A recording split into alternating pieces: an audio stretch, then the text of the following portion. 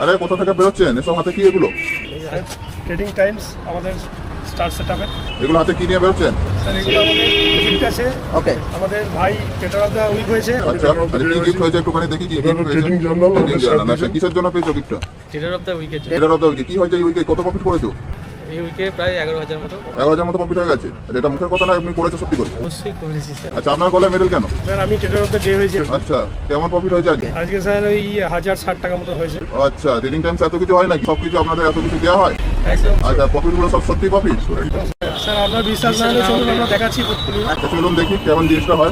তো তোমার ট্রেডারের এই উইকে কি কাজ হয়েছে একটু আমাকে দেখাও।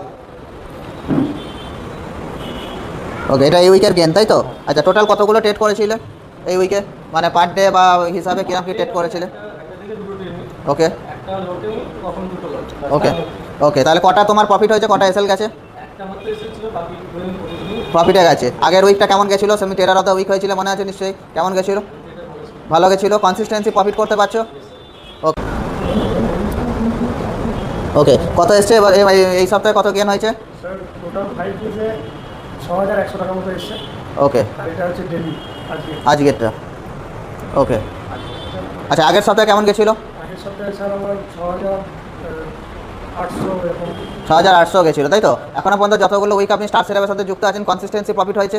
কনসিস্টেন্সি হয়েছে এবং আমি কিন্তু সিঙ্গেল ট্রেড করি এবং সিঙ্গেল লটে করি।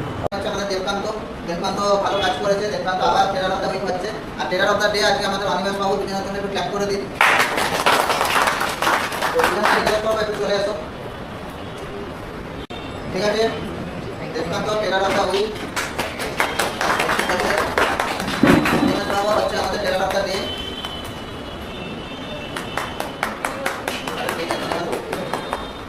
চলো, আজকে হচ্ছে আমরা বলেছিলাম ট্রেডার অফ দ্য উইকের স্পেশাল গিফট থাকবে, সেটা আমি দিয়ে দিচ্ছি ইয়ার হাতে। সেটা হচ্ছে আমাদের ট্রেড জার্নাল বুক করা হয়েছে ট্রেডিং টাইমসের তরফ থেকে, সেটা চলে যাচ্ছে দেবকান্তর কাছে। দেবকান্ত, ট্রেডার অফ দ্য উইকের তোমাদের আমি দিয়ে দিলাম। তো আমি সবার কাছে একটা তোমাদের নিজের কাছে জিজ্ঞেস করবো, তোমাদের আলটিমেটলি কেমন লাগে স্টার সেটআপ কাজ করে? ব্যাক টু ব্যাক তোমরা প্রাইস দিচ্ছ, দিচ্ছ, এগুলো তো এমনি এমনি হচ্ছে না। এগুলো সব কিছু আপনারা করছেন, কাজ ভালো করছেন বলে পাচ্ছেন, এত জনের মাঝখান থেকে আপনারা পাচ্ছেন। কেমন লাগে দেবকান্ত? খুবই ভালো লাগে স্যার।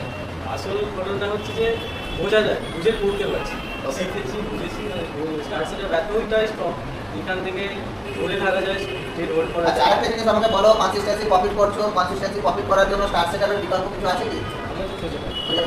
আপনি অনেকদিন ধরে কাজ করেছেন, অনেক কিছু করে আসছেন, আপনি কি বলবেন? স্যার আমার একটাই বক্তব্য, যে স্টার সেটআপের কনসিস্টেন্সি প্রফিট তো হচ্ছে, কিন্তু এখানে আমি যেটা দেখেছি, যেটা লস হলে বা স্টপ লস হিটেলে আমাদের ট্রেডারদের একটা গিল্টি ফিল হয় যে এখানে এত সুন্দর স্টার সেটআপের লেভেল আছে, সেই স্টপ লসটা হিট হলেও আমরা ব্যাড থাকি যে না, এটা সঠিক জায়গায় এসএলটা হিট হয়েছে। তো যে কারণেই মানে হচ্ছে আমরা যদি আমাদের এসএল যদি হিটও হয়ে যায়, সেক্ষেত্রে আমাদের কোনো গিল্টি ফিল হয় না। সেক্ষেত্রে আমাদের এসএল এর পার্সেন্টেজটাই এতটা কম থাকে, এবং যেদিন আমরা ট্রেড অলরেডি পেয়ে থাকি, সেক্ষেত্রে আমাদের কি হয়ে যায়, ম্যাক্সিমাম ডেজ আমরা কিন্তু প্রফিট অ্যাচিভ করি। সেটা আমাদের প্রমাণ হচ্ছে এইগুলো, ঠিক আছে? তো thank you everyone, thank you guys.